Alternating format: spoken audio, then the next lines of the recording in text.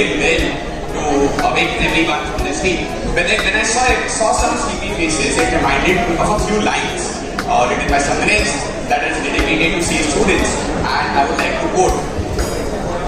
रात को किताब मुझे मेरी दिखती रही, रात को किताब मुझे मेरी दिखती रही, नींद मेरी आंखों को खींचती रही, नींद का झोंका मेरे मन को मोह गया, नींद का झोंका मेरे मन को मोह गया, एक रात फिर भी सीए स्टूडेंट बिना पढ़े सो गया.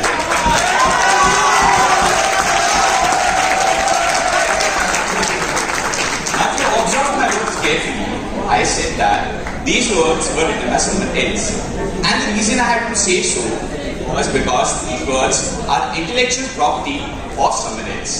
Ladies and gentlemen, boys and girls, hello, namaste, kem cho? Thank you. This is Divesh Harpalani from Ahmedabad, and I'm honored to be here in the Saya of Uttar Pradesh, Ghaziabad. I'm here to present my paper on the topic intellectual property. So the first question is, what is intellectual property? Well, simply stated, intellectual property means the creation of human mind. Intellectual property is an umbrella term for a set of intangible assets. The concept of intellectual property relates to the fact that the creation of the human intellect needs to be afforded the same protective rights that apply to the physical or the tangible property.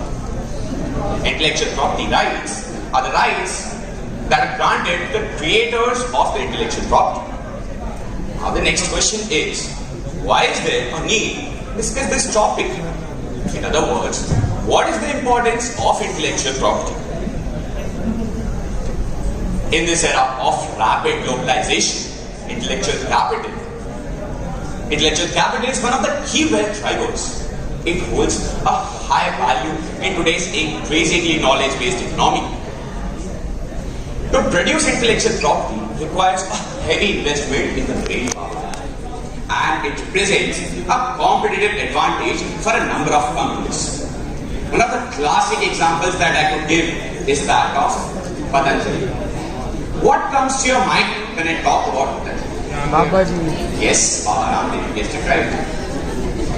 Did you know that Patanjali does not produce all the products that it sells? In fact, just markets a number of products that are manufactured by other manufacturers. And the reason it is able to do so is because of its brand name Patanjali. So when it comes to the protection of intellectual property rights, companies become Babu Rao and say, let me now talk about the types of intellectual property. The words patent, copyright, trademark all sound to be a little similar to you, right? Just like this.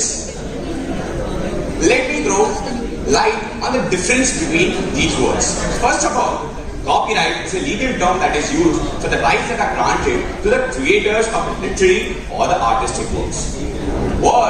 Works that are covered by the copyright may include books, paintings, sculptures, computer programs, and so on. In India, the Copyright Act 1957 is applicable to copyrights. This could be a copyright, this could be a copyright, and this could also be a copyright. Moving on to patents. Patents is a legal right that is granted over the inventions. The best example that I could give is of a soft drink formula. In India, the Patents Act 1970 is applicable to patents. India follows the first to file principle, which means that if two or more persons apply for the same invention, the person who's applied for it first will be getting the patent registration. Moving on to trademarks. Trademark is essentially a sign that distinguishes the goods or services of an enterprise from that of another enterprise. The examples could include a name, symbol, or a logo. You can see many logos of many companies in front of you, and I will not tell you which they belong to because they are that famous. In India, the Trademark Act 1999 is applicable to trademarks. Moving on to industry designs. So basically, industry designs are primarily focused on the protection of the vision patent. because branding it as a patent would lead to the disclosure of its ingredients. In 2006, an employee of Coca-Cola and two of his friends tried to sell this formula to Pepsi. Interestingly, Pepsi blew the whistle and informed Coca-Cola officials about this. Obviously, the employee and his friends were arrested and went to jail. This brings me to one of the most important aspects about intellectual property, and that is infringement. So the image that you see on the screen can at least somewhat convey what I am trying to say. A landowner can protect his land by building a robust fence around it. But an owner of an intellectual property right cannot do so for preventing the replication of that intellectual property by someone else. The violation of intellectual property rights is called infringement when it comes to copyright, patent or trademark, and it is called misappropriation when it comes to trade secrets. Each of these is a breach of a civil or a criminal law depending on the type of intellectual property, the jurisdiction and the nature of the action.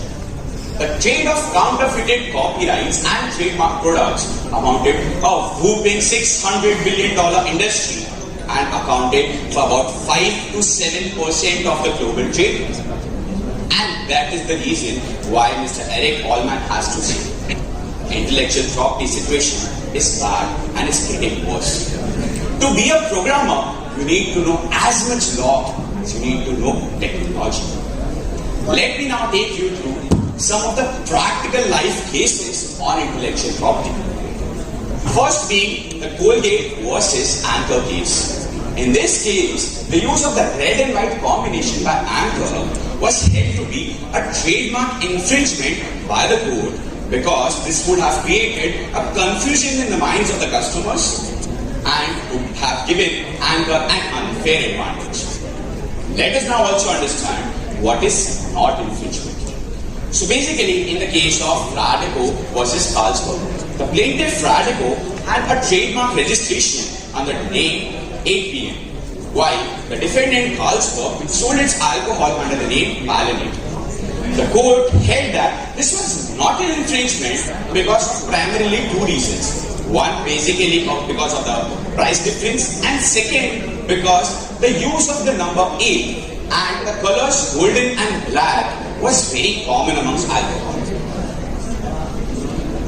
What is mine, what is yours. But do you have proof of ownership? That brings us to the need of the law on intellectual property rights. The law on intellectual property rights gives the protection or the rights to the creators of the intellectual property. It gives them an economic incentive for the creation of the intellectual property. And this economic incentive stimulates innovation and technological progress of the nations. Basically, it helps in striking the right balance between the interests of the innovators and the public at large. Talking about India, India has been a member of the World Trade Organization since 1995. And WTO has asked its member nations to have some laws for the protection of intellectual property. And in the earlier slides, we have seen the laws that India has to protect the intellectual property rights. Moving on, there are only two things that are certain in life. One is death and second is taxes. And when we are in a CA students conference, we just cannot afford to miss the angle of taxation. A good tax IP regime would encourage the authors and the artists to produce more original and artistic works. And this would encourage or facilitate the inflow of the technology or know-how into India. Manufacturing of IP has multiple transactions which are different taxable. It may be the deduction of the expenses for the creation of IP. It may be the income from the sale or transfer of IP. It could be the GST on the sale or assignment of IP. Starting with GST. As per Schedule 2 of the CGST Act 2017, the permanent transfer of the intellectual property is a supply of goods and is taxable at 12%. Explanation 2 to Section 9(1) Clause 6 talks about the definition of royalty. Basically, the royalty that is received in India or accrued or arise in India or deemed to accrue or arise in India is taxable. Section 32(1)(2) grants depreciation on the intellectual property rights. Talking about deductions, basically the research for the development of patents is covered under the umbrella of scientific research for which deductions is available under Section 18 GGA. At the same time, Section 18 QQB allows deduction from the royalty income earned by the authors of books other than the textbooks. 80 RRB allows the deduction from royalty income that is earned from patents. We're talking about the patent box design, that is Section 115 BBF, that allows you a concessional tax rate of 10%, but only if you are an Indian resident and your patent is registered under the Patents Act 1970. Last but not least is Section 80 ICAI, which grants a tax exemption on startups, that is for 3 consecutive years out of the 10 years. The use of IP in tax avoidance has increased over the years. Basically, what the companies do is hold it in the low tax jurisdictions so as to avoid tax in the high tax jurisdictions. This leads to a loss of about $100 to $240 billion annually. Coming to the conclusion of our journey, that is basically relevance of IP as assets has increased in the recent times. And it is an important stronghold in the economic development.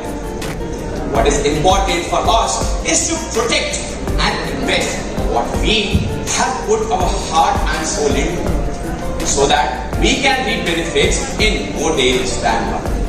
As Esther Dyson has said, owning intellectual property is like owning land. You need to keep investing in it again and again so as to get a payoff. Cannot simply sit back and collect.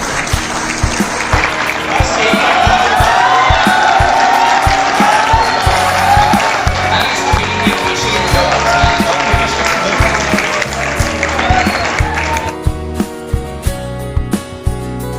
मुझे दिवेश को बहुत great मुझे लगा अहमदाबाद में वो आप, और मुझे तो ये लगा कि बहुत बड़े स्पीकर बनने वाले हैं आगे फ्यूचर में बस।